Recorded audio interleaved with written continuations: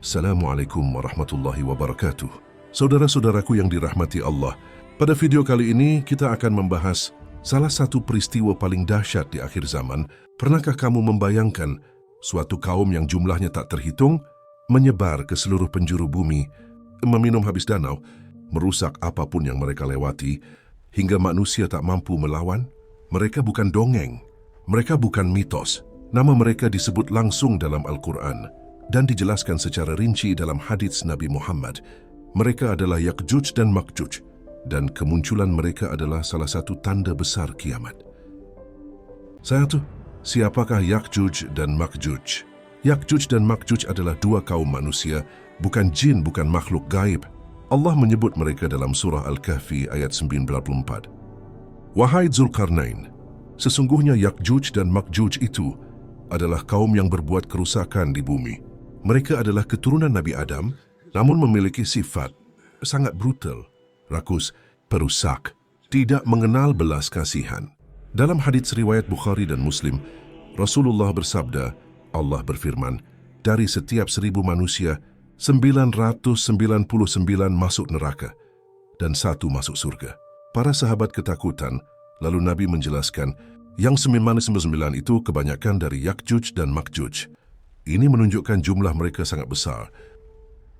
Dua kisah Zulkarnain dan tembok penghalang. Dalam surah Al-Kahfi ayat 83-98, Allah menceritakan kisah Zulkarnain, seorang raja adil dan beriman. Suatu hari Zulkarnain sampai di daerah antara dua gunung. Penduduk setempat mengeluh, Ya'juj dan Ma'juj membuat kerusakan di negeri kami.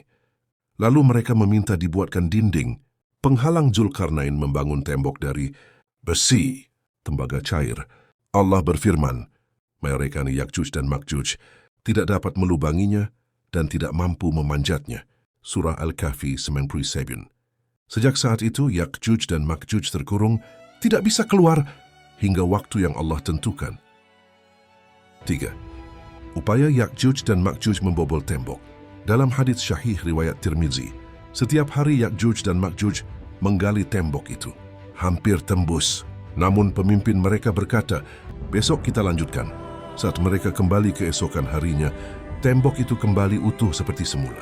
Hal ini terjadi berulang-ulang selama ribuan tahun. Hingga suatu hari mereka berkata, besok kita lanjutkan insya Allah.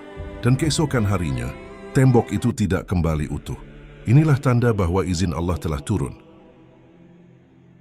Pada keluarnya Ya'juj dan Ma'juj, Allah berfirman dalam surah Al-Anbiya ayat 96, hingga apabila dibukakan tembok Ya'juj dan Ma'juj dan mereka turun dengan cepat dari seluruh penjuru bumi.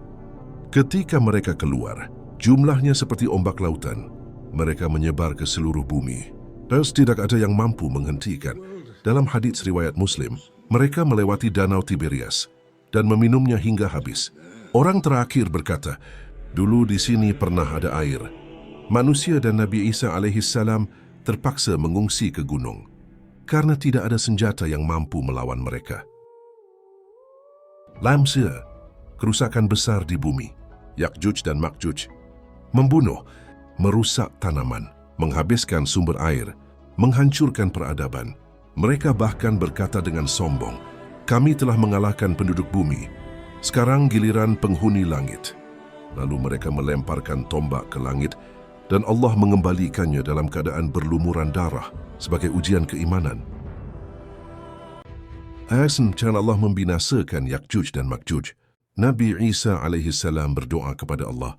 Lalu Allah mengirimkan penyakit berupa ulat kecil, nagaf, yang masuk ke leher Ya'juj dan Ma'juj. Dalam satu malam, seluruh Ya'juj dan Ma'juj mati serentak tanpa satu pun manusia yang membunuh mereka. Bumi dipenuhi bangkai mereka hingga baunya sangat menyengat. Allah kemudian mengirim burung besar, hujan lebat untuk membersihkan bumi dari jasad mereka. 7. Penutup dan renungan. Ya'juj dan Ma'juj bukan cerita horor. Mereka adalah peringatan iman bahwa kekuatan manusia ada batasnya. Kerusakan akan dibalas kehancuran. Kiamat benar-benar akan datang. Dan satu-satunya keselamatan adalah iman dan amal syaleh. Rasulullah bersabda, beruntunglah orang yang menjaga lisannya dan menangis atas dosa-dosanya.